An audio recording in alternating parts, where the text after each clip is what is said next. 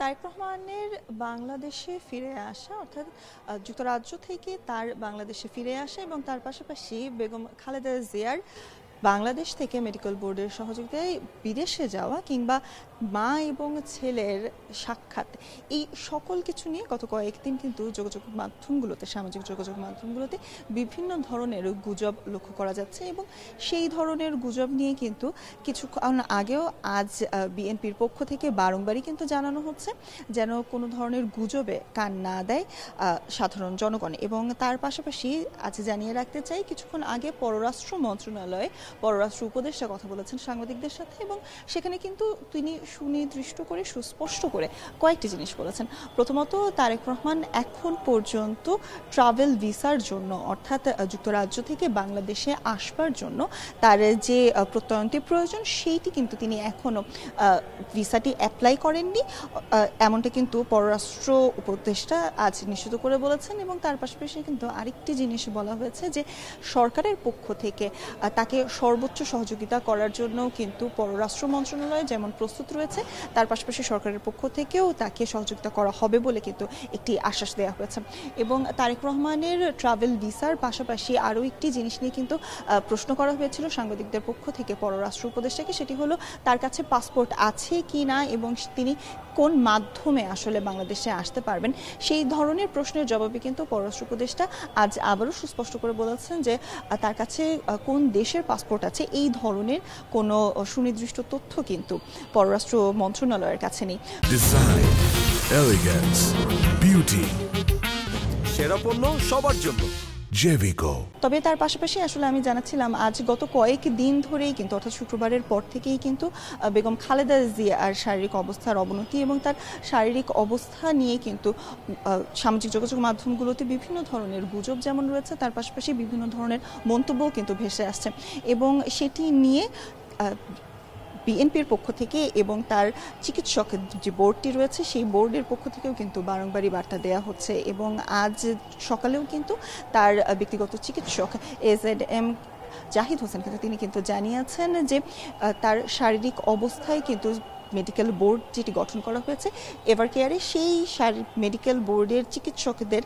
চিকিৎসা কিন্তু তিনি আসলে এখন গ্রহণ করতে পারছেন, অর্থাৎ তিনি সুস্থতার দিকে আছেন এমনটি সুস্পষ্ট করে না বললেও কিন্তু চিকিৎসাটি যে আসলে কাজ করছে এমনটি কিন্তু সুস্পষ্ট করে বলা হয়েছে। তবে তার পাশাপাশি আরও একটি তথ্য কিন্তু জানানো হয়েছে যে যুক্তরাজ্য থেকে একটি বিশেষ মেডিকেল বোর্ড আসছেন, আজ হয়তোবা এসে পৌঁছাবেন বেগম খালেদা জিয়াকে চিকিৎসা দেবার জন্য। এবং সেক্ষেত্রে কিন্তু দুটি জিনিস সুস্পষ্ট করে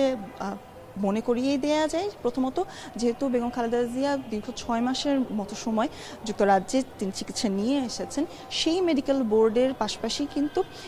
গত কয়েকদিন ধরে বাংলাদেশের যে এভারকেয়ারের তার ব্যক্তিগত চিকিৎসকদের যে মেডিকেল বোর্ড রয়েছে এই দুটি মেডিকেল বোর্ড কিন্তু একত্রে কাজ করছিলেন তার সুচিকিৎসা নিশ্চিতে। তবে আজ কিন্তু সেই যুক্তরাজ্য থেকে ওই মেডিকেল বোর্ডটিও কিন্তু আজ বাংলাদেশে এসে পৌঁছবে বলে আমাদেরকে জানানো হয়েছে বিএনপির পক্ষ থেকে। এবং তার পাশাপাশি চীনা একটি মেডিকেল বোর্ডও কিন্তু এরই মধ্যে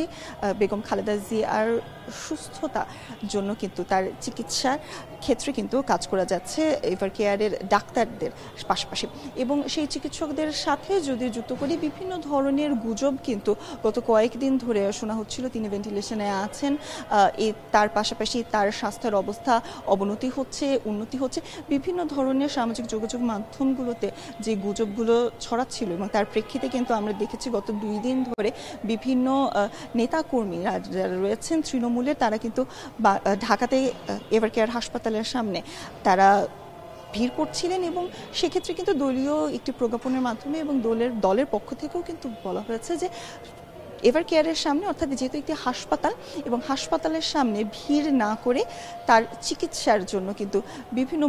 মসজিদে বিভিন্ন মন্দিরে অর্থাৎ প্রার্থনা কিন্তু করতে বলা হয়েছে। এবং একই ধরনের বার্তা কিন্তু আমরা আজও দেখেছি তার ব্যক্তিগত চিকিৎসক